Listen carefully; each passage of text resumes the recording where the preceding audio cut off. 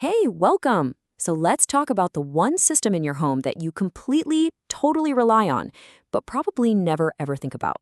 Yep, your HVA system. That is, until it breaks down. So today, we're going to get way ahead of that crisis and put you back in the driver's seat. I want you to picture this. It is the hottest, stickiest day of the summer. And all of a sudden, nothing. Just silence. The cool air is gone. That sinking feeling in your stomach, that's exactly what we're going to help you avoid today. Look, this is about way more than just fixing something when it breaks. It's about really understanding the heart of your home, so you can go from that moment of panic to a place of confidence and control.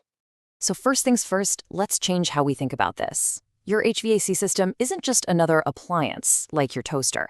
It's really your home's respiratory and circulatory system. It's breathing, it's filtering, it's pumping life through your home 24/7. You know, every single day, it's humming along behind the scenes, fighting to keep the temperature and humidity just right. It's literally creating the comfortable space you call home. And all that nonstop work, it puts the system under an incredible amount of stress. And that's the thing. Maintaining that perfect indoor comfort is a constant battle. Your system isn't just on. It is actively fighting against the outside elements all year long to keep you comfortable. Just think about a place like the Chicagoland area. I mean, that's a true two-front war every single year. You've got the summer with that soul-crushing humidity just hammering the compressors, and then a few months later, bam, below zero temps are stressing out the heat exchangers. It's this relentless, brutal cycle. And it's not just the weather either. There are all these other hidden enemies.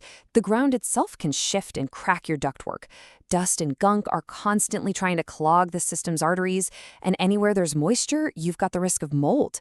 It is a really tough gig for any machine. But here's the good news. These systems, they almost never fail without giving you a few warnings first. The key is just knowing what to look for and what to listen for. Your home is talking to you. We just need to learn the language. All right, let's start with the one that hits you right in the wallet. Have you looked at your energy bill lately and thought, whoa, where did that come from? Yeah, that's often the very first sign that your system is working way harder than it should be. It could be something simple, like a clogged filter that's making it gas for air, or it could be a sign of a much bigger system-wide problem. Okay, what about this one? Are you hearing some new sound effects in your house? A nasty grinding noise or a loud bang when the system kicks on? Seriously, do not ignore those sounds. That grinding, it often points right to a problem with the compressor, which is basically the expensive heart of your AC unit. That is a major red flag. And finally, how does it feel? Is the air coming out of the vents just kinda weak? Or do you have that one room that's always an icebox while another is a sauna? No, this one's a little tricky because the cause can range from a super simple fix, like, again, just changing a dirty filter, to a much bigger, more fundamental problem, like the ductwork in an older house just isn't big enough to do the job. So you've spotted a warning sign. Now for the million-dollar question. What do you actually do about it? Let's break down the 3 paths you can take, and more importantly, how to make the right call for your wallet. You've basically got 3 roads you can go down.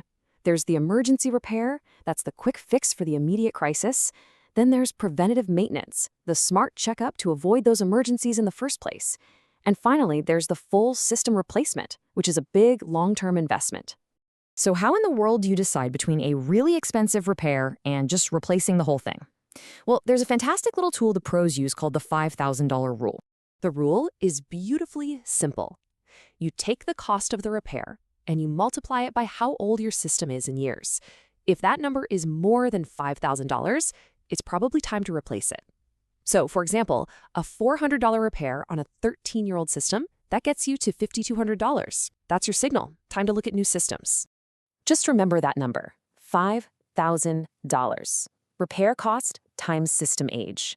It's a simple piece of math that can save you from throwing good money after bad and give you total clarity when you're under pressure.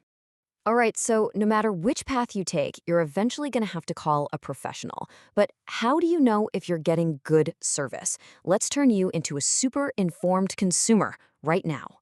So what should you demand from a pro? This right here is your checklist. They need to have great communication. They answer the phone, they text you when they're on the way. They should explain the problem in plain English and actually show you the broken part. You should always get written options with upfront pricing. And a really good company, they'll even call you a day or two later just to make sure everything is still working perfectly. That is the standard of quality you should expect. So as we wrap this up, let's bring it all back to that first idea.